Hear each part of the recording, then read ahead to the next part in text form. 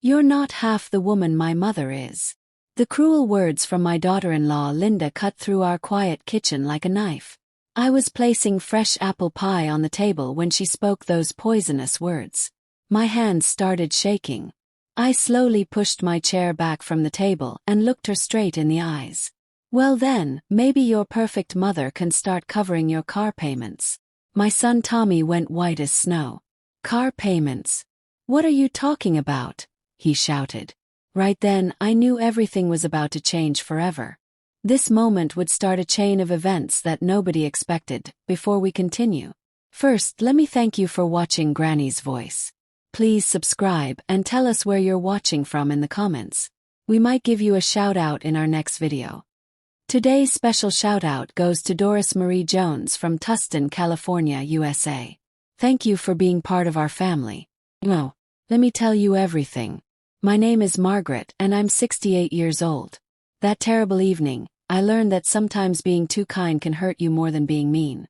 For 8 months, I had been secretly paying the $650 monthly payment for Linda and Tommy's brand new car. They drove around town in that shiny red car while I walked to the grocery store because I couldn't afford gas for my old truck. I thought I was helping my son through hard times. I never dreamed that while I was giving up my savings, they saw me as just a foolish old woman they could treat badly. It all began 8 months ago when Tommy came to my house crying. He said they were about to lose their car and he'd lose his job without it. Mom, just until I get my next promotion, he begged with tears rolling down his face. Like any mother who loves her child, I said yes right away. I took money from my small pension check and started making those car payments without Linda knowing about it. It's our secret, Mom, Tommy had said. Linda would feel terrible if she knew you were helping us. How silly I was to believe he was protecting her feelings when he was really protecting his own pride as a husband. While I was counting every penny to help them, they acted like nothing was wrong. They went to fancy restaurants, bought expensive clothes, and took weekend trips to the beach. I knew they couldn't afford these things, but I stayed quiet. That evening had been special to me. I spent my whole day making Tommy's favorite meal, fried chicken with mashed potatoes and green beans, plus that apple pie he loved as a little boy. I used my best dishes, the ones with tiny blue flowers that belonged to my grandmother. I even lit candles to make it nice. Linda arrived wearing a fancy black dress and high heels that probably cost more than I spend on food in 2 months. From the moment they walked in, something felt different. Linda had that fake smile she always wore when she planned to say something mean. Tommy kept looking at his phone and wouldn't look at me. During dinner, Linda complained about everything. She said my chicken was too dry, my house was too old, and even that my flowers in the garden were the wrong colors. Margaret, don't you think you should update this place? She said in that nasty voice I knew too well. My mother's house is so much nicer. She has a big modern kitchen and a swimming pool in the backyard. I smiled and tried to stay calm, but inside I felt angry and hurt. I had lived in this house for 35 years. Every room held precious memories. Every picture told a story of my life. When I brought out the pie, I thought we could finally have a happy moment together. I remembered how Tommy used to eat 3 pieces when he was little, telling me I was the best baker in the whole world. But instead of thank you, I got those horrible words that felt like a slap across my face. You're not half the woman my mother is. The shock of hearing those words made me freeze with the pie server still in my hand. I felt my heart start beating fast and my throat get tight.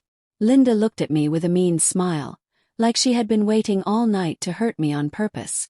Tommy looked down at his plate and wouldn't meet my eyes. In that moment, I knew he had been part of Linda's plan to embarrass me. What did you say? I managed to whisper, even though I heard her perfectly clear.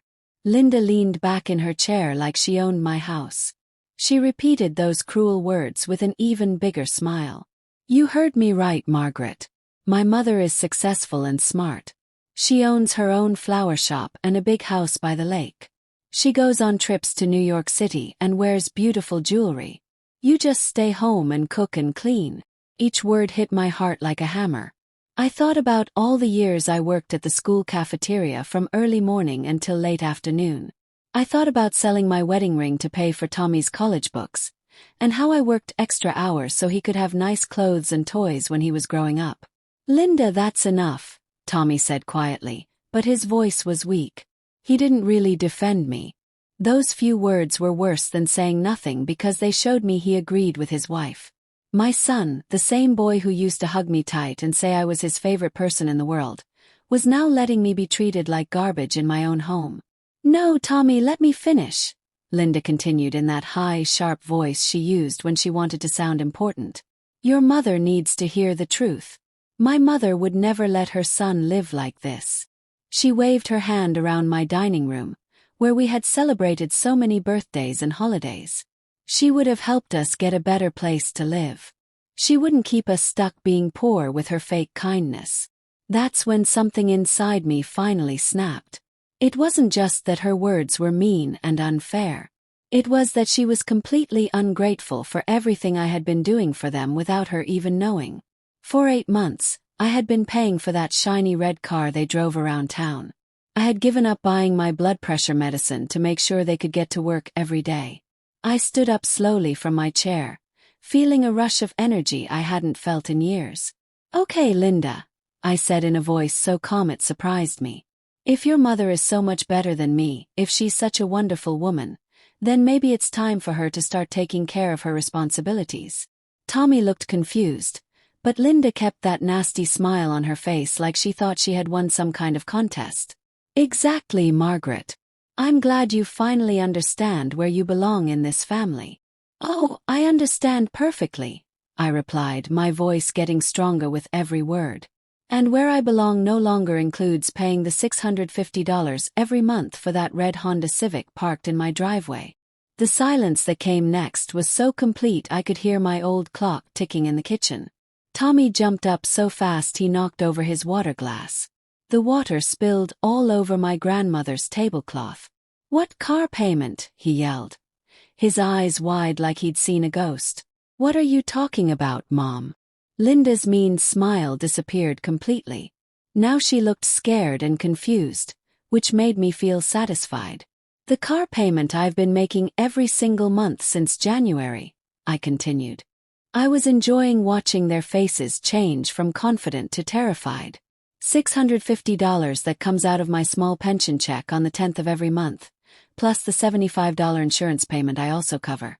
That's $725 total that I pay so you can drive around town while you tell me I'm not good enough. Tommy fell back into his chair like his legs wouldn't hold him up anymore. "But you told me you worked things out with the bank," he said with a shaky voice. "You said they gave you extra time to get the money." Linda looked at him with more anger than I'd ever seen before, like this was all his fault for ruining her perfect moment. "I lied," I said without feeling sorry at all. "I lied because I thought I was helping my son. I thought it would only be for a short time. I thought someday you would thank me for the sacrifice. But now I see that to you, I'm just a silly old woman who deserves to be treated badly." Linda tried to get her confidence back, but her voice wasn't strong anymore. "Margaret, I had no idea you were paying. Tommy never told me that you were helping with the car." But I held up my hand to stop her. "I don't want to hear your excuses, dear. If your mother is as amazing as you say, I'm sure she'll be happy to take over this responsibility. After all, such a successful and smart woman wouldn't have any trouble paying for her daughter and son-in-law's car, would she?" My sarcasm was so obvious that even Tommy looked embarrassed. The air in my dining room felt thick and heavy. Linda kept looking back and forth between Tommy and me like she was trying to figure out what this meant for them. Tommy's hands were shaking, and sweat was forming on his forehead. "Mom, why didn't you tell me the truth?" he finally asked, his voice cracking like when he was a teenager. "Why did you let me believe you had worked things out with the bank?" Tommy's question hung in the air like a sad song. "I lied because you're my son, Tommy. Because when you came to my house crying, telling me you were going to lose everything and couldn't even buy groceries, I couldn't just stand there and watch the boy I raised struggle." Linda stayed quiet, but I could see her mind racing, trying to understand what my words meant for her comfortable life. The expensive makeup couldn't hide how pale she had become. Tommy kept running his hands through his hair, something he'd done since he was a little boy when he was nervous or scared. I lied, I continued, my voice getting stronger and more confident, because I thought this was temporary. I believed that when you got back on your feet and got that promotion you kept talking about, you would be grateful. I never imagined that while I was skipping my heart medicine to save money, while I stopped buying meat and lived on soup and crackers, you two were planning how to hurt my feelings in my own home. Tommy tried to interrupt me, but I raised my hand to make him stop talking. No, now you need to listen to me, Tommy. For 8 months, I've been eating peanut butter sandwiches for dinner. I've been wearing the same pair of shoes with holes in the bottom because I didn't have money for new ones. You know what I did last week? I sold my mother's pearl necklace, the only valuable thing I had left, just to pay your car payment and have some food in my refrigerator.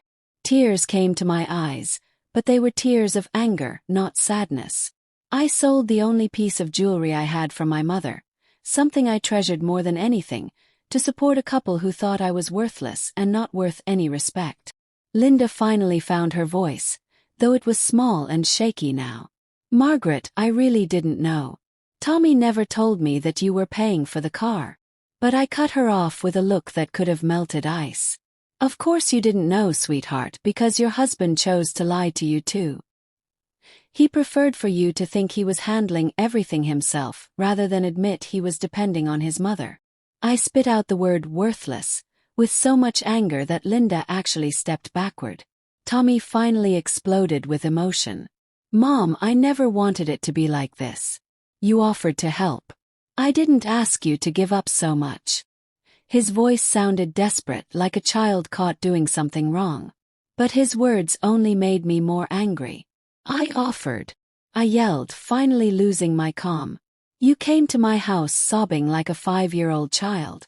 You told me you couldn't even afford to buy gas for your car, that Linda was crying every night because you might lose your jobs. What kind of mother would I have been if I had just closed my door and told you to figure it out yourself? The silence that followed felt heavy and uncomfortable. Tommy looked at Linda with blame in his eyes, and she looked back at him the same way. It was clear that both of them had been keeping secrets and lying to each other too.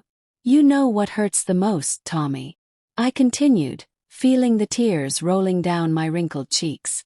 It's not the money I spent. It's not even the sacrifices I made. It's that for all these months, every time you came to visit me, I saw disrespect in your eyes. Linda criticized my house, my cooking, my clothes, everything about me, all while not knowing that my money was paying for her transportation. And you just sat there and let her do it. Tommy tried to come closer to me, but I stepped away from him. Mom, please let me explain what really happened. There's nothing to explain, I said firmly. The explanation just came out of your wife's mouth. She believes I'm not half the woman her mother is. Well, then her mother can show what kind of woman she really is by taking care of her responsibilities. Linda finally got some courage to speak again, though her voice still shook. Margaret, what I said was wrong. I was angry about other things. I didn't mean to hurt your feelings so badly. I interrupted her with a bitter laugh. You were angry about having to eat dinner at the home of the woman who pays for your car. Angry because you had to pretend to be nice to someone you think is so far beneath you. The tension in my dining room was so thick you could almost touch it. Tommy started pacing around like a trapped animal, while Linda sat there twisting a napkin in her trembling hands. You know what the saddest part of all this is? I continued, feeling a strange calmness come over me. I really thought we were a real family. When I married Tommy's father, I dreamed of having a big family with grandchildren running through this house, with happy holiday dinners full of laughter and love. After Tommy's father died, when you came into our lives, Linda, I thought God was giving me the daughter I never had. Tommy stopped pacing and looked at me with tears in his eyes. Mom, I do love you. You know I love you with all my heart. Love isn't just words, son. Love is how you act. It's showing respect. It's protecting the people you care about. When your wife insults me and you stay silent, when you let her embarrass me in my own home, when you lie to me to hide that you depend on my money, that's not love. That's just using someone for convenience. Linda stood up so fast she knocked over her chair. That's enough. I'm not going to sit here and listen to this lecture. Tommy, we're leaving right now. Her voice had some of its old meanness back, but I could see the panic in her eyes. No, Tommy said in a firm voice that surprised both of us. We're not leaving until we work this out. Mom, please sit down. We need to talk about this like grown-ups. But I had already made my decision. There's nothing left to talk about, Tommy. Everything is clear now. Your wife has told me exactly how she feels about me, and you have shown that you agree with her. Starting tomorrow, I will no longer be making your car payments. If Linda's mother is as wonderful as she claims, I'm sure she'll find a way to help you both. But Mom, you can't do that, Tommy cried, and for the first time all evening, I saw real fear in his eyes. We don't have the money for the payments. I lost my job 3 weeks ago, and I was going to tell you after dinner tonight. Tommy's words hit my kitchen like a bomb exploding. You lost your job 3 weeks ago, I repeated slowly, feeling a new wave of betrayal wash over me. And you didn't tell me anything. You let your wife humiliate me, knowing that you were completely dependent on my help. My voice cracked on the last words, not from sadness, but from anger so deep that my whole body was shaking. Linda turned to Tommy, her eyes blazing with fury. What? You lost your job 3 weeks ago and you didn't tell me? I've been spending money like everything was fine while you... She couldn't finish her sentence. She put her hands over her face and started crying loudly like an actress in a soap opera. Linda, please calm down and let me explain, Tommy began, but she cut him off with a scream. Don't tell me to calm down. Just yesterday I bought those $300 boots. Last week I booked the expensive salon appointment for my hair. Tommy, we're broke and you let me spend money like an idiot.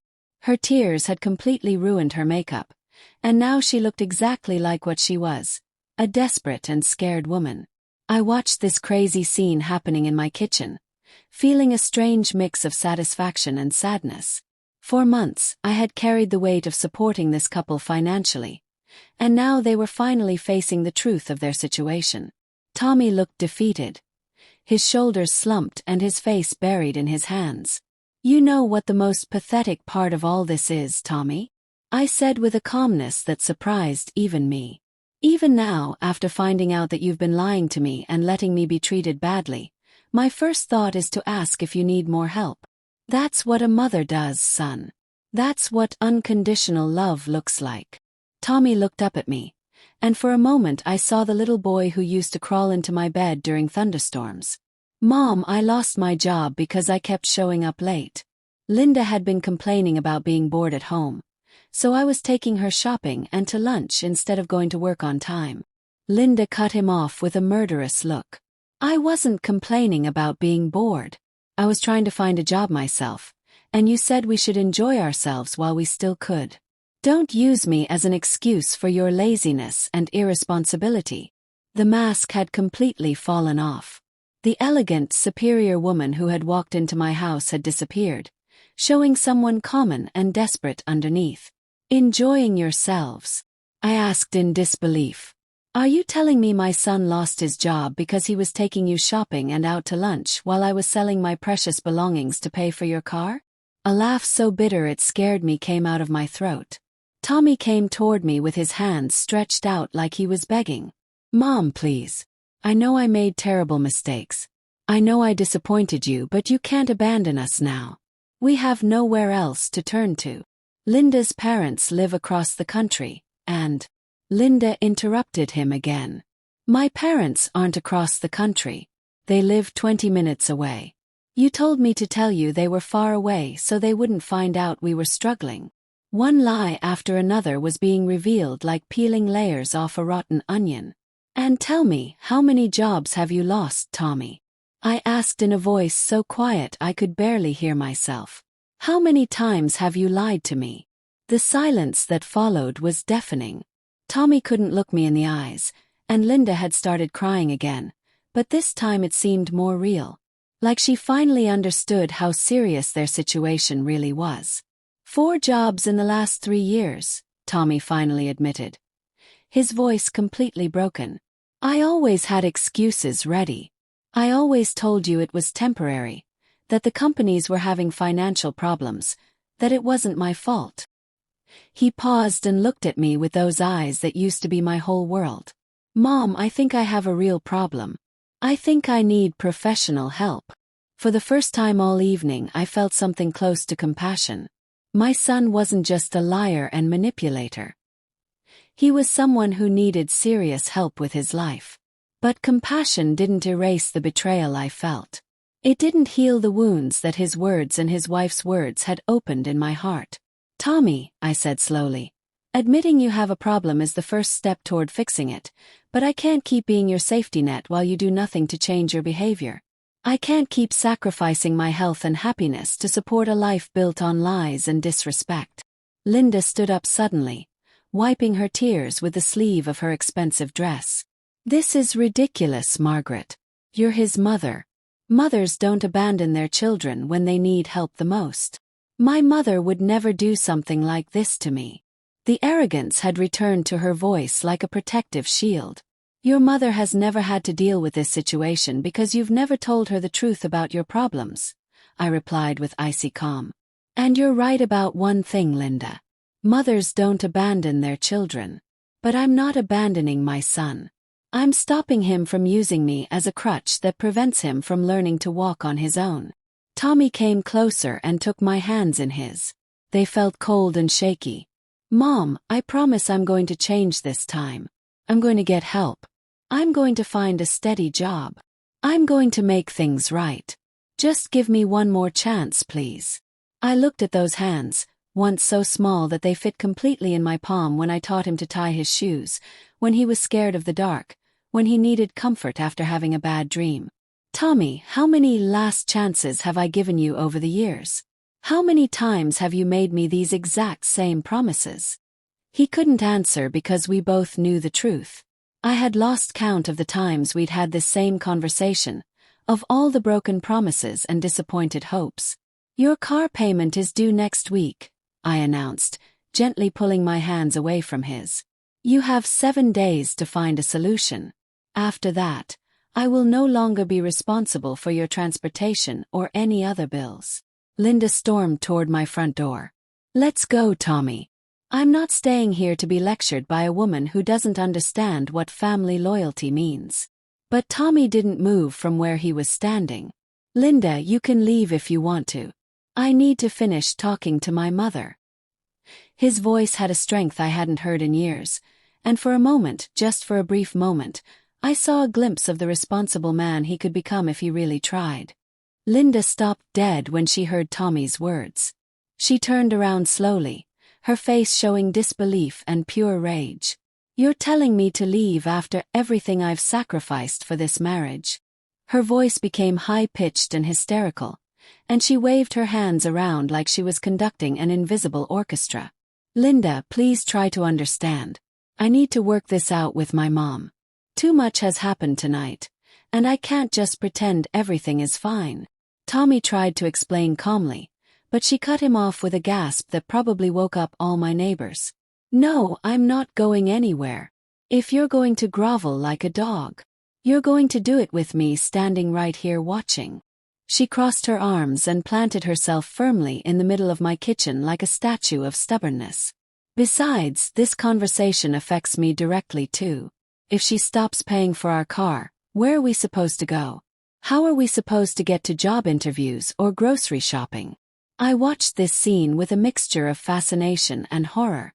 In a single evening, I had seen the perfect image this couple had created fall apart completely, revealing all the lies and deception they had been building for months. It was like watching a car accident happen in slow motion. Terrible to see but impossible to look away from. Linda, I said finally, I think you've said quite enough for one evening. You've made it crystal clear what you think of me, and I've been equally clear about what I think of both of you. There's really not much more that needs to be discussed here. Yes, there is much more to discuss, she shrieked, her face turning as red as a tomato. You can't destroy our lives just because you got your feelings hurt by one little comment. Real families forgive each other. Real families stick together through hard times. The complete hypocrisy of her words hit me like a physical slap across the face.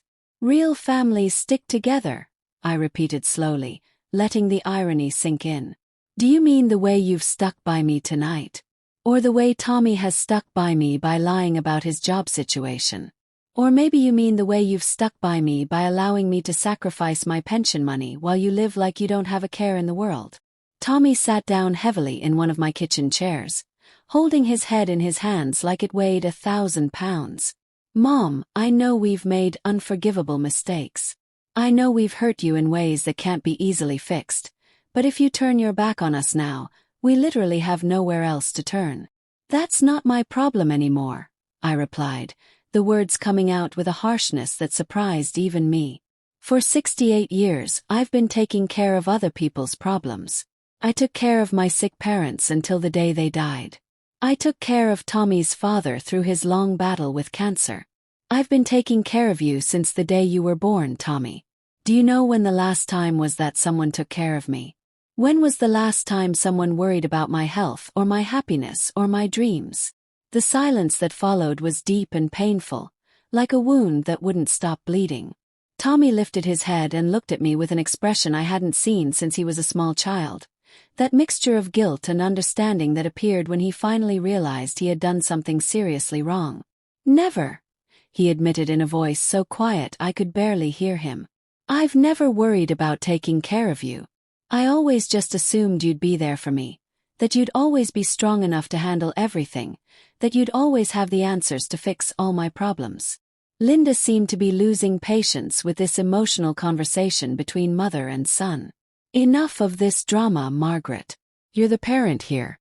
It's your job to help your son when he's struggling. You can't just decide you don't want to be a mother anymore when things get difficult. Those words were the final straw that broke my patience completely. I walked toward Linda until I was standing just inches from her face, and when I spoke, my voice was so low and threatening that she instinctively backed away from me. Don't you ever tell me what kind of mother I should be. I've been a mother for 35 years. I've sacrificed my youth, my dreams, my opportunities, my money, my health, everything I had for my son. What have you sacrificed for this family? Your spa treatments. Your expensive shopping trips. Linda tried to respond, but I continued without giving her the chance to interrupt me. Being a mother doesn't mean being a permanent bank account. Being a mother doesn't mean accepting insults and disrespect from ungrateful people. Being a mother means teaching your children to become responsible, independent, respectful adults. And in that mission, I have clearly failed miserably. Tommy stood up so quickly he knocked over his chair, sending it clattering to the floor.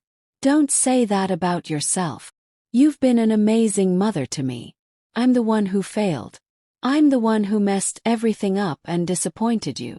Yes, Tommy, you did fail to live up to your potential, but I also failed by enabling your bad behavior for so long, by allowing you to become a man who lies to his wife, who lies to his mother, who allows the woman who raised him and loved him to be humiliated and disrespected. Tears streamed down my face, but my voice remained strong and determined. Linda had started pacing around my kitchen like a caged wild animal. This is insane. This is a complete nightmare. In-laws are supposed to help their children's families. We're all supposed to be one big happy family working together. One big happy family. I interrupted her with a laugh so bitter it tasted like medicine. When have you ever treated me like family, Linda? When have you ever shown me respect, love, or even basic consideration? From the very first day you met Tommy, you've treated me like an obstacle in your path, like something annoying you had to put up with to keep your husband satisfied. That's not true at all, she protested weakly, but her voice lacked any real conviction. It's not true, I asked, crossing my arms and staring her down. Do you remember last Thanksgiving when you suggested it would be better for everyone if you spent the holiday at a restaurant instead of my house because my cooking was too old-fashioned? Do you remember when I offered to help plan your birthday party and you said you preferred something more sophisticated than what I could provide? Do you remember when you told me that women my age should dress more appropriately and not wear bright colors because it looked desperate? Each example I gave was like a small knife wound, and I could see Tommy flinching with every painful memory I brought up. He had been present for all those hurtful occasions. He had heard every insulting comment, and he had never once spoken up in my defense or told his wife that her behavior was unacceptable. "Linda," I continued, my voice growing stronger with each word, "you never wanted to be part of this family. You wanted this family to disappear completely so you could have Tommy all to yourself, with no reminders of his life before you came along. Well, congratulations are in order. It looks like you're going to get exactly what you always wanted." Tommy approached me with his hands outstretched. His eyes filled with desperate tears. "Mom, please don't do this. Please give us another chance to make things right between us." "If that's really what you want, Margaret, then fine," Linda interrupted with venom in her voice. "But don't come crying to me when you realize you've lost your only son forever. When you're all alone in this old, outdated house, surrounded by your dusty old memories. Remember that you had a family who loved you and you threw them away because of your stubborn pride." Her words were carefully chosen to wound me as deeply as possible, to make me feel guilty and afraid, to break down my resolve and make me change my mind. And for just a moment they almost worked. The picture she painted took hold of my imagination. Me sitting alone in this empty house with no visitors, no phone calls, no one who needed me or cared about me. Linda's cruel words echoed through my kitchen like a curse designed to attack my greatest fear, the fear of being completely alone and forgotten. For a brief moment, the image she had painted filled my mind with dread. I saw myself growing old in this empty house without the sound of children playing, without birthday celebrations, without anyone to remember me when I was gone. The silence stretched between us, and I could feel Tommy watching me intently, waiting for my courage to crumble under the weight of Linda's emotional blackmail. But then something wonderful and unexpected happened. Instead of feeling panic or despair, I felt a deep, liberating sense of peace wash over me. "You know what, Linda?" I said slowly, savoring every single word. "I would rather be alone with my self-respect intact than surrounded by people who treat me badly. I would rather have my old memories of genuine love and honest relationships than create new memories built on lies and disrespect." Linda blinked several times, clearly not expecting that response from me. Tommy's mouth fell open in surprise. He was slowly realizing that his last attempt at emotional manipulation had backfired completely. "Besides," I continued, feeling a new surge of energy and confidence flowing through me, "I'm not going to be nearly as alone as you seem to think I will be. Just last week, I received a phone call that has changed my entire perspective on life. But you two were so busy planning tonight's attack on my character that I never got the chance to share my good news with you." I paused dramatically, enjoying the look of curiosity and concern that appeared on their faces. "Eleanor Richardson called me." The name landed in my kitchen like a bomb exploding. Tommy's face went completely white, and for the first time all night, Linda was speechless. Eleanor had been my best friend in high school, the girl I shared all my dreams with before life took us in different directions. She was smart, adventurous, and brave. Everything I thought I could never be. She had moved to California after graduation to become a teacher, while I stayed home and got married young. She found me through social media after all these years, and we've been talking on the phone every evening for the past 2 weeks. Tommy finally found his voice, though it sounded strangled. "Eleanor Richardson. Your friend from high school. The one in the old photos." I nodded slowly, enjoying the complete shock on their faces. "The very same one." It turns out that after 45 years of teaching elementary school in San Diego, after traveling to 12 different countries, and after losing her husband 5 years ago, she decided to reconnect with old friends from her past. She found my address online, and we've been sharing stories about our lives, our dreams that came true, and the ones we never got to chase. Linda finally found her voice, though it sounded weak and confused. "What do you mean you've been sharing stories?" Her face had turned a sickly green color that didn't look good on her at all. "I mean exactly what I said. We talk every single day about everything.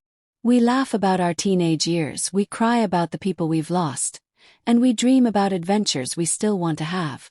And 3 nights ago, she made me an offer that completely took my breath away and made me see my life in a whole new way. Tommy stepped closer to me with hesitant, careful steps. What kind of offer, Mom? I smiled genuinely for the first time all evening, a real smile that came from deep in my heart. She invited me to come live with her in her beach house in San Diego for as long as I want. She says she has a guest room that overlooks the ocean, and she wants to show me California. She wants to take me to art museums, fancy restaurants, and on road trips up the coast to see redwood trees that are older than our great-grandparents. I let the words sink in, watching their faces change from confusion to absolute panic. But Mom, Tommy stammered, his voice shaking, you can't just move across the country to live with someone you haven't seen in decades. What if she's not the same person you remember? What if you don't get along anymore? What if, Tommy? I interrupted him with surprising firmness. What if she turns out to be disappointed in me just like you are? What if she uses me for my money just like you have? At least with Eleanor, I'll be seeing new places, meeting new people, and being appreciated for who I am as a person, not for what I can provide financially. Linda had collapsed into a chair and buried her face in her hands. This can't be happening. This is like a bad dream. You can't be serious about moving away to live with some stranger. Eleanor isn't a stranger to me, I replied calmly. She knows my hopes and fears because we shared them when we were young. She knows I always wanted to see the Pacific Ocean. She knows I always dreamed of visiting art galleries and learning to paint watercolors. Do you know what the first thing she said to me was when she called? I asked, feeling tears of joy starting to form in my eyes. She said, Margaret, I hope you've been living an amazing life because you always deserve to have wonderful adventures and be truly happy. When was the last time either of you asked me about my dreams? When was the last time you cared whether I was happy, whether I had hopes for my future, whether there was anything I wanted to accomplish with my life? Tommy tried to come closer to me again, but I held up my hand to keep him at a distance.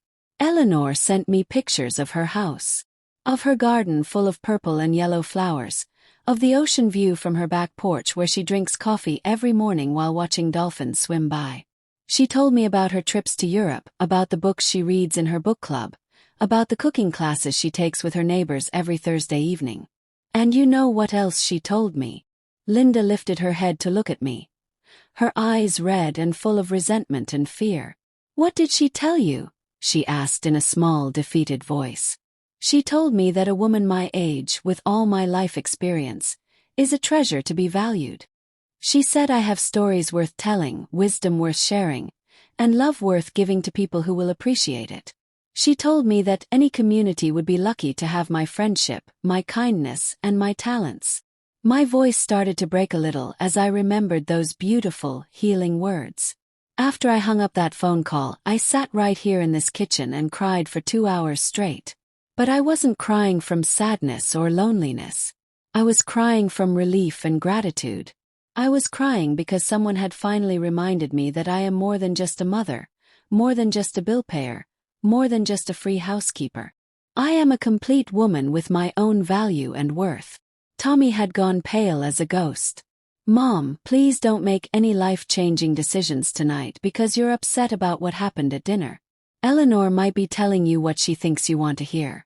People can be very different after so many years apart. Stop it right now. I yelled with a force that surprised everyone in the room, including myself. Stop trying to control every aspect of my life. Stop telling me what I can and cannot do with my remaining years. For 35 years, I have lived only for you, Tommy. I have made every single decision based on what would be best for your future. For the first time in decades, I am going to make a choice thinking only about my own happiness and well-being. The silence that followed was so complete and heavy that I could hear the refrigerator humming in the background. Tommy had collapsed into a chair and was sobbing like a small child who had lost his favorite toy. Linda stared at me with a mixture of hatred and terror, like she was looking at a ghost that had come back to haunt her. You know what else Eleanor told me during our long conversations? I continued, feeling my confidence and strength growing with every word I spoke. She said she had kept a photo of me from our high school graduation, the one where I'm wearing that blue dress with white polka dots that I sewed myself for the ceremony. She told me that over all these years, especially after her husband passed away, she would look at that old photo and wonder if I had found happiness, if I had managed to fulfill the dreams we used to talk about during our lunch breaks. Tommy looked up at me with his eyes swollen and red from crying. "And what did you tell her when she asked about your dreams?" "I told her the complete truth," I replied. "I told her that I had experienced moments of real joy. Especially when you were little, when your father was still alive, when I believed I was building something beautiful and meaningful. But I also told her that I had given up so much of myself in the process that I could barely remember who Margaret was before she became Tommy's mother, or before she became Charles's widow." Linda stood up abruptly, like she had been stung by an angry wasp. "This is absolutely ridiculous and selfish. You can't just run away with some old woman like you're a teenager having a midlife crisis. What will people in this town say? A woman your age chasing adventures like some kind of hippie." I looked her straight in the eyes and smiled with a peace I hadn't felt in many years. "Linda, my dear, after what has happened here tonight, what other people think is honestly the very last thing I care about. After all, if my own family thinks I'm worthless and not good enough, why should the opinions of neighbors and strangers matter to me at all?" Tommy finally gathered the strength to speak again. "Mom, if you really want to reconnect with Eleanor, if you really want to visit California, we could support that decision. Just please don't do it because you want to punish us. Don't ruin your life just to teach us a lesson we probably deserve." "Ruin my life?" I repeated in complete disbelief. "Tommy, don't you understand what's happening here? This isn't a decision made out of spite or revenge. This is a decision made for survival and happiness. For the first time in decades, someone is offering me a chance to be genuinely happy, to be valued and respected for who I am, not for what I can give or do for other people." I walked to my kitchen window and looked out at the street where I had lived for so many years, where I had raised my son, where I had buried so many of my own dreams and ambitions under the weight of other people's needs. Tomorrow morning, I'm going to call Eleanor and accept her wonderful invitation. I'm going to buy a plane ticket, pack my 2 best suitcases with my favorite clothes, and discover whether it's still possible to find joy and purpose at 68 years old. The weeks that followed that terrible dinner were the strangest and most exciting of my entire life. Tommy tried calling me every single day for the first week, leaving long, desperate messages on my answering machine, begging me to reconsider my decision and give him another chance to make things right between us. But I had made up my mind, and for the first time in years, I was putting my own needs and desires first. Eleanor and I talked on the phone every evening for hours, sharing stories about our years apart. I told her about my decades of working at the school cafeteria, about the children I had served lunch to who were now grown adults with children of their own, about the small garden I had tended behind my house where I grew tomatoes and beans and flowers. It felt strange and wonderful to feel interesting again, to feel that someone truly valued my experiences and memories from a lifetime of small but meaningful moments. "Margaret," she said to me during one of our late-night phone calls, "I've been thinking about you every day for 45 years. When I got married, when my children were born, when I started my teaching career, there was always a part of my heart that wondered what would have happened if we had stayed in touch, if we had supported each other through all of life's challenges and celebrations." Her words filled me with a warmth and happiness I hadn't experienced in decades.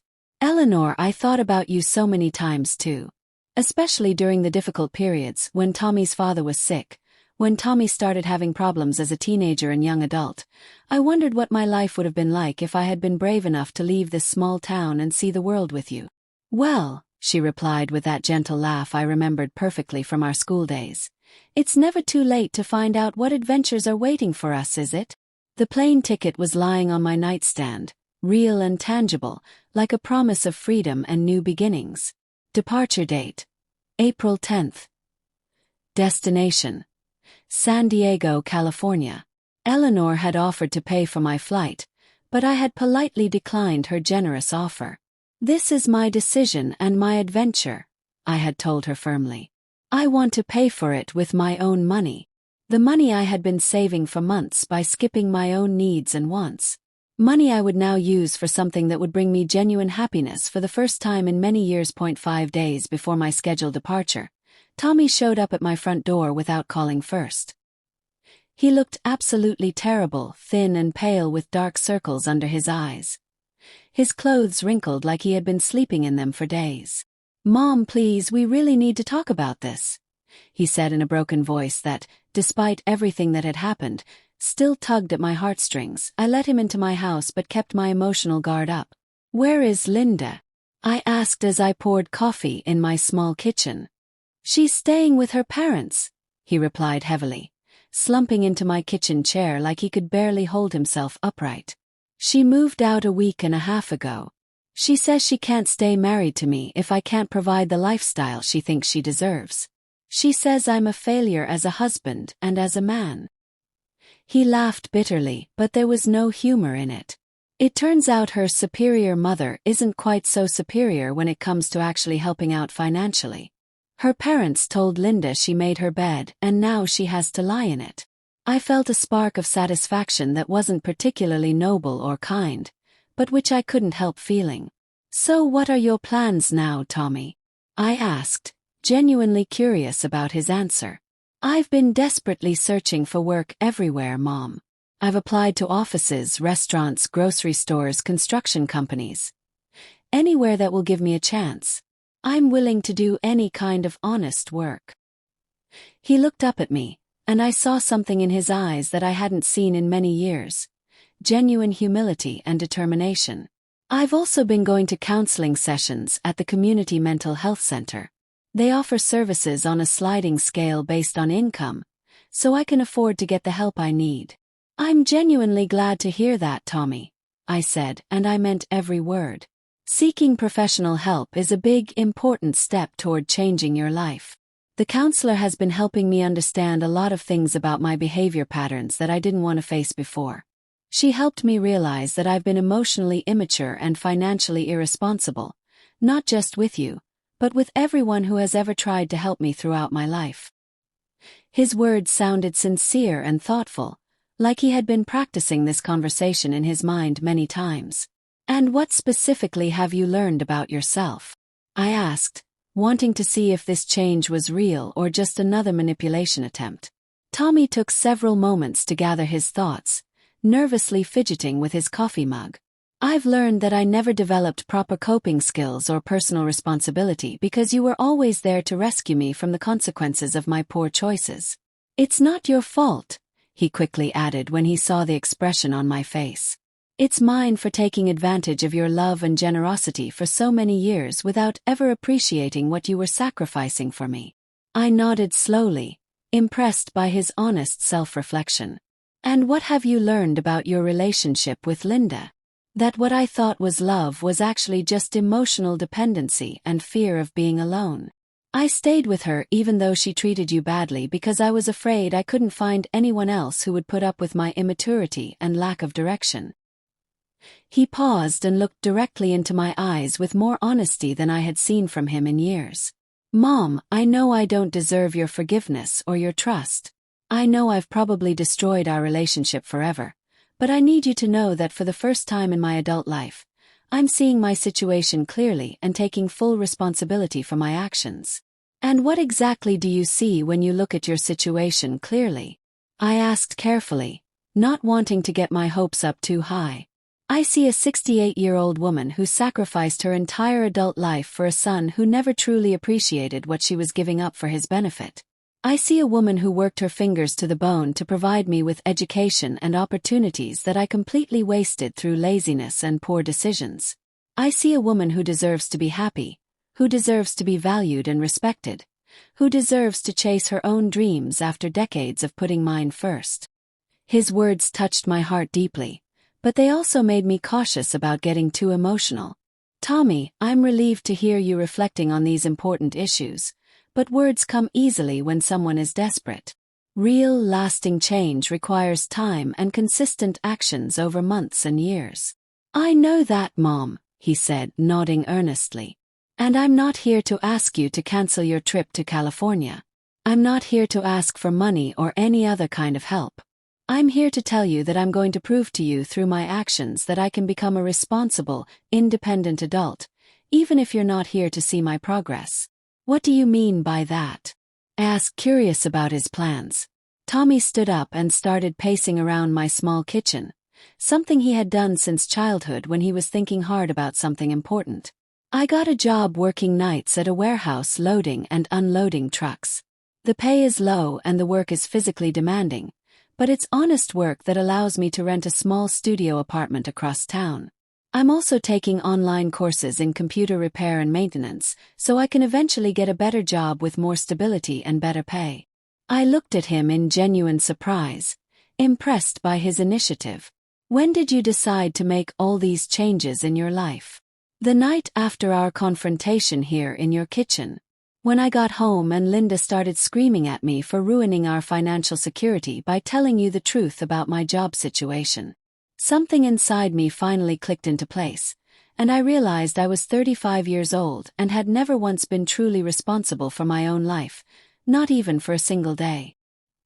He sat back down and reached for my hands, holding them gently. Mom, I want you to go to California. I want you to reconnect with Eleanor, to see the Pacific Ocean, to take those art classes you always talked about when I was little. I want you to be genuinely happy, even if that means I'm no longer the most important part of your daily life. For the first time since that awful dinner, I felt like I was talking to my real son, not the manipulative, dependent version I had been dealing with for so many years.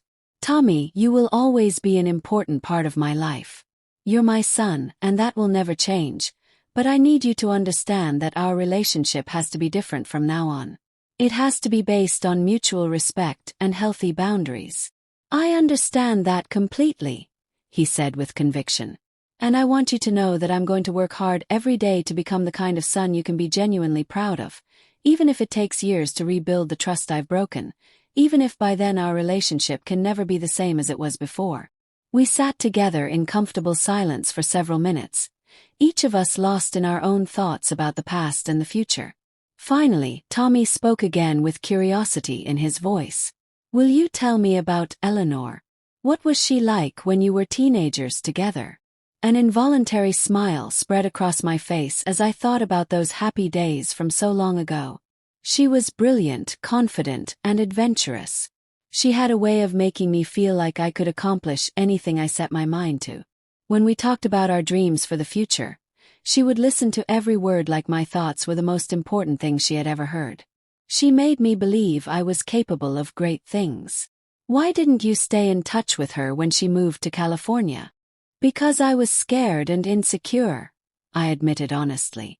I was afraid of trying new things, afraid of leaving everything familiar, afraid of not being good enough for the big adventures she wanted to have. And then I met your father, and he represented safety, security, and a predictable life that wouldn't challenge me or force me to grow.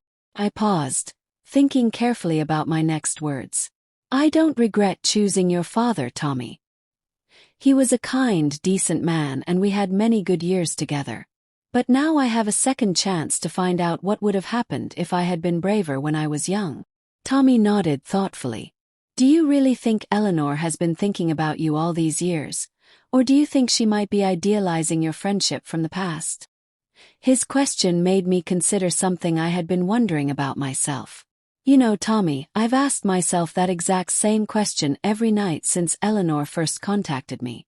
Are we just two lonely older people romanticizing a teenage friendship? Or is there something real and meaningful we can build together now? I stood up and walked to my kitchen window, looking out at the small garden where I had planted roses and vegetables year after year. But then I realized that it doesn't really matter whether what we're feeling is based on real memories or idealized ones. What do you mean it doesn't matter? Tommy asked, genuinely interested in my answer. It doesn't matter because, for the first time in decades, I feel excited about waking up in the morning. I feel like I have something wonderful to look forward to. I feel like a woman who has value and worth, not just as someone's mother or caregiver, but as an interesting person in my own right. I turned around to face him directly. When was the last time I felt that way about myself? When was the last time anyone made me feel special just for being me? Tommy lowered his head in shame and regret. I never made you feel that way, did I? I always just took you for granted, like you were a resource that would always be available no matter how I treated you or what I demanded from you. That's exactly right. And it wasn't just you, Tommy. Your father did the same thing toward the end of our marriage.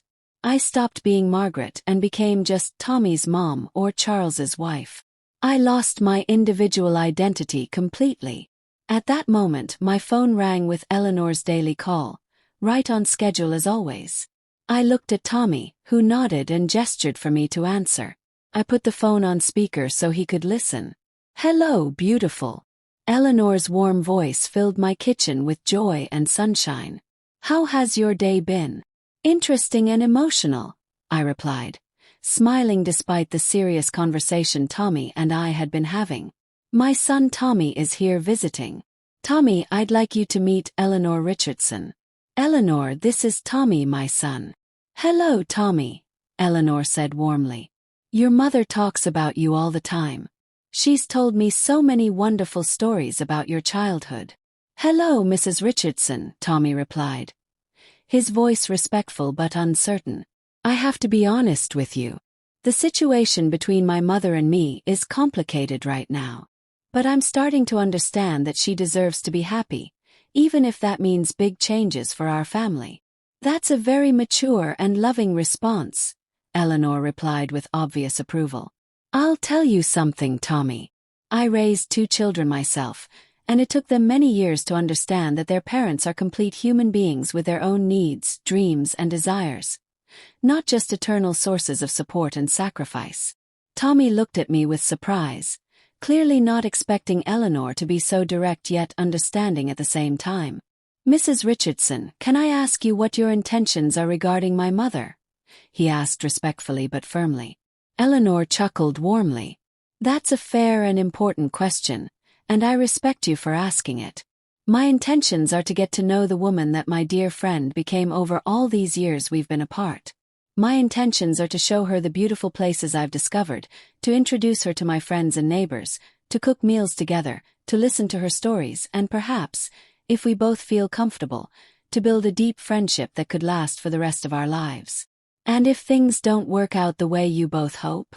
Tommy asked, still protective despite everything that had happened. "Then we will have had a wonderful adventure together, and your mother will have had a well-deserved vacation in California," Eleanor replied without hesitation. "There's no pressure here, Tommy. No unrealistic expectations or demands. We're just 2 older women giving ourselves permission to rediscover joy and companionship after years of putting everyone else's needs ahead of our own." Tommy visibly relaxed, and I could see that Eleanor's honest, straightforward approach had earned his respect. "Thank you for being so honest with me, Mrs. Richardson. I appreciate your kindness toward my mother. Please call me Eleanor. And now, if you'll excuse us, I'd like to speak with Margaret privately for a few minutes." Tommy nodded and walked into my living room, giving me privacy for the rest of my phone conversation. "How do you feel after talking with him?" I asked Eleanor once we were alone. "I feel hopeful," she replied thoughtfully. "He sounds like a young man who is going through a period of genuine growth and self-reflection. That speaks well of how you raised him, Margaret. Children who never face real consequences for their actions never learn to develop resilience or personal responsibility." Her words reassured me more than I had expected them to. "Eleanor, are you absolutely sure you want to complicate your peaceful, well-organized life with a woman who comes with so much family drama and emotional baggage?" "Margaret, my dear friend, we all have family complications at our age. One of my daughters is going through a difficult divorce and has moved back home with her 3 teenagers. My son struggles with depression and calls me crying at least twice a week. My other daughter is dealing with financial problems because her husband lost his job." She laughed gently. "Family drama is just a normal part of life. The difference is in how we handle it, and you're handling your situation with clear boundaries, firm love, and by remembering that your adult children are responsible for their own choices and consequences." After I hung up with Eleanor, Tommy and I continued talking until late into the evening. He told me more details about his counseling sessions, about how he was learning to recognize the unhealthy patterns of behavior he had been repeating for years without even realizing it. "You know what was the hardest thing for me to accept in therapy?" he asked as we shared a second cup of coffee. "What was that?" "That I had developed what my counselor calls an addiction to being rescued. Every time someone solved a problem for me, every time I was given money or pulled out of a difficult situation, I felt a rush of relief and gratitude that was almost like a drug." His words hit me like a physical blow because they explained so much about our relationship over the years. "And how are you supposed to break that kind of addiction?" I asked, genuinely wanting to understand. "By facing the natural consequences of my actions and choices without looking for someone to rescue me," he replied seriously. "When I lost my most recent job, my first instinct was to come running to you with a sad story and desperate pleas for help. But this time, instead of doing that, I slept in my car for 4 nights until I found the warehouse job." "You slept in your car?" I asked, feeling automatic maternal concern rising in my chest. "Yes, I did. And it was one of the most important learning experiences of my entire life. For the first time ever, I truly understood what it means to not have a safety net underneath me. What it means for my actions and decisions to have real, immediate consequences that I have to deal with myself." He looked directly into my eyes with more sincerity than I had seen from him in decades. "Mom, during those 4 cold, uncomfortable nights, I thought constantly about you. I thought about all the times you had to choose between your own needs and mine, and you always chose to put me first. I finally understood the true cost of your generosity." "That's what mothers do for their children, Tommy," I replied automatically. "No, Mum. That's what mothers who haven't learned to set healthy boundaries do. And that's what children who have never learned to be responsible for themselves expect." He corrected me gently but firmly. He leaned forward in his chair. "My counselor helped me understand that by constantly rescuing me from problems, you were unintentionally preventing me from developing the life skills I needed to become a capable, independent adult." His words stung because they contained so much truth, but they also freed me from years of guilt and self-doubt. For decades, I had felt guilty every time I considered saying no to Tommy's requests for help. Every time I thought about putting my own needs first, I felt selfish and uncaring. Now I understood that my excessive generosity had actually been a form of control, a way of keeping him dependent on me because I was afraid of being alone and unnecessary. "So what happens now?" I asked quietly, feeling emotionally drained by all these revelations. "Now I'm going to prove to both of us that I can live as a responsible, independent adult," he replied with determination. "I'm going to pay my own bills, make my own decisions, and solve my own problems without running to you for rescue every time things get difficult. And when you return from California, if you decide to return, I'm going to be a son you can feel proud of, not ashamed of. And if I decide to stay in California permanently?" I asked, testing his reaction.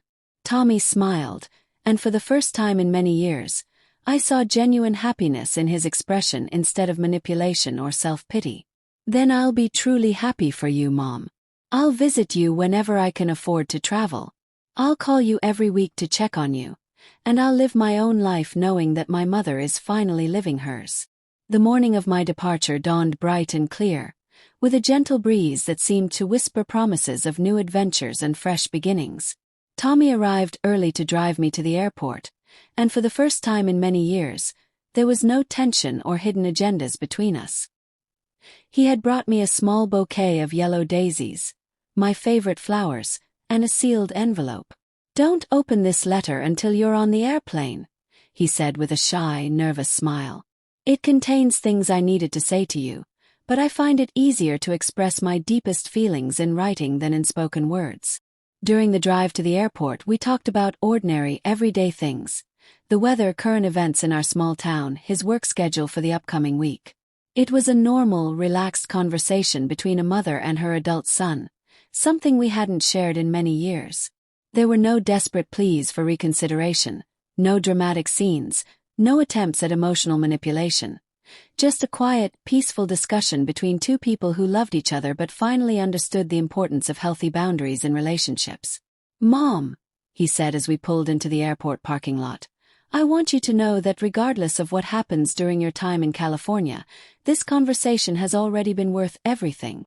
"What do you mean?" I asked, curious about his statement. "Seeing you like this, excited, nervous, hopeful, confident.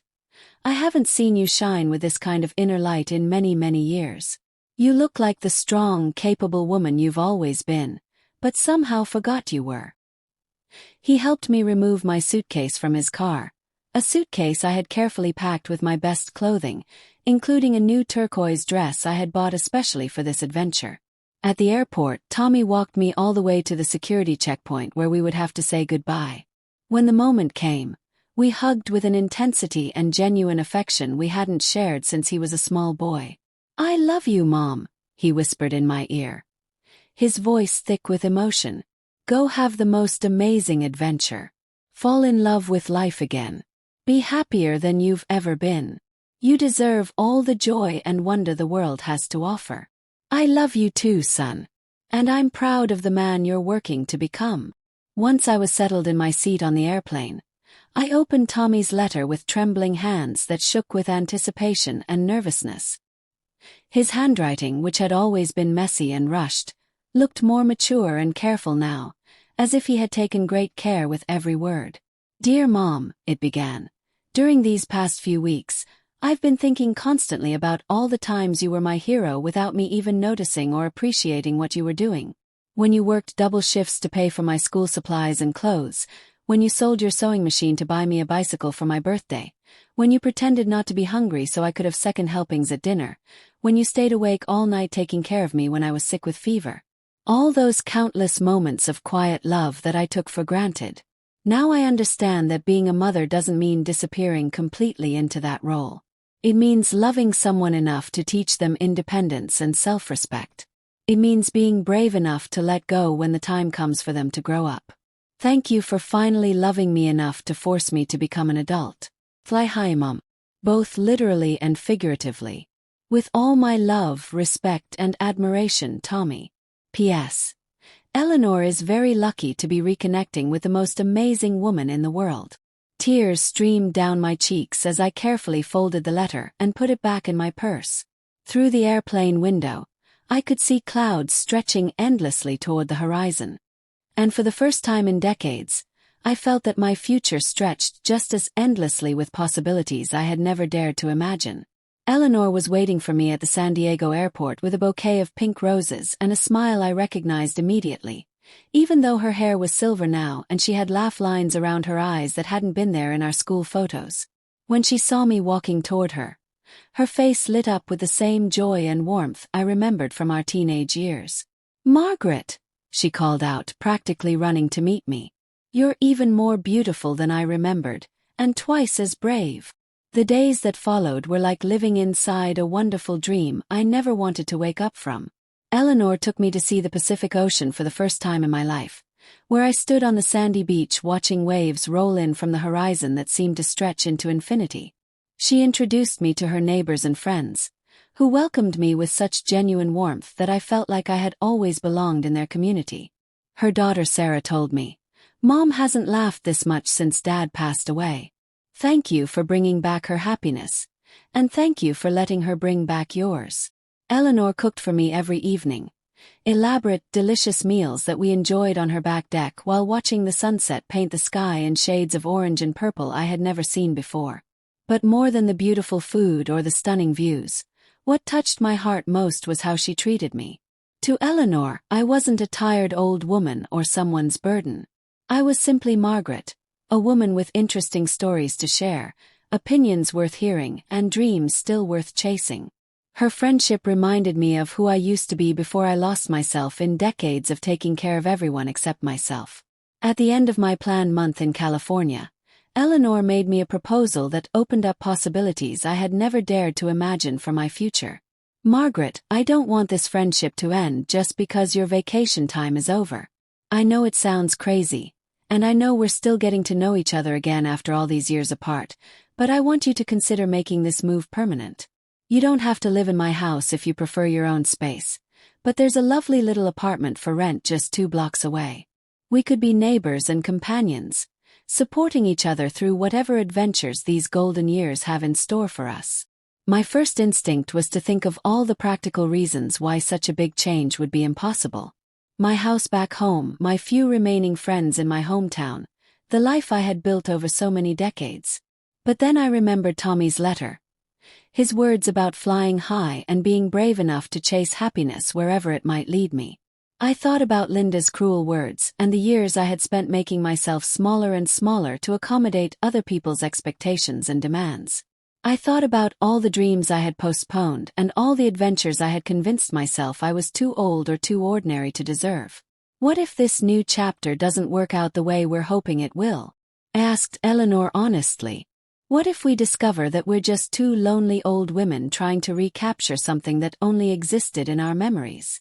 Eleanor smiled and took my hands in hers, just like she used to do when we were teenagers sharing our deepest secrets and wildest dreams.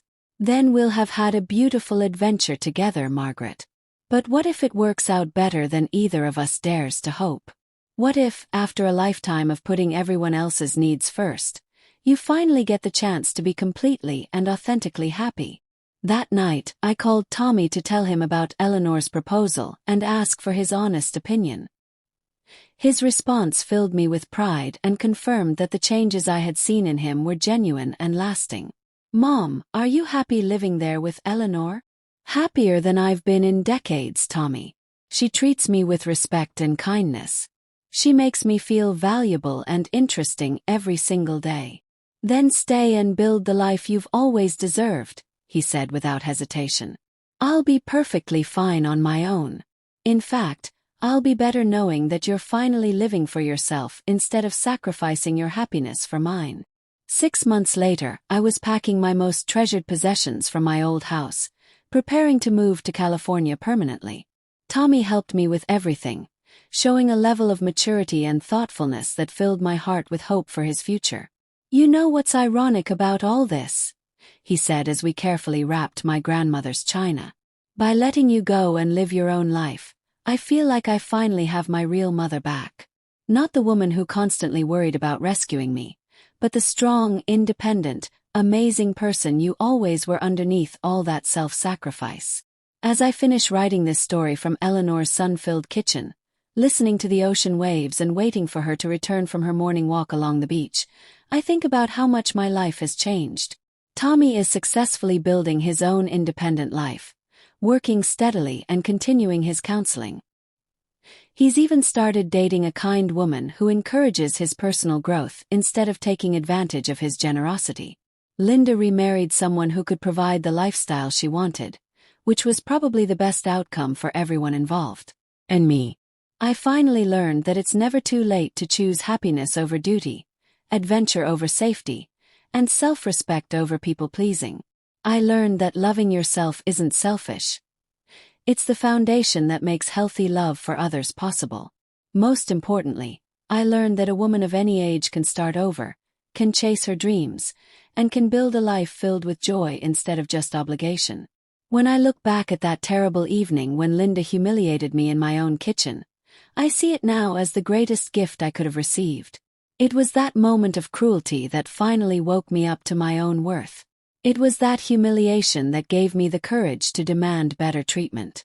It was that awful dinner that led me to the happiness I thought I had lost forever.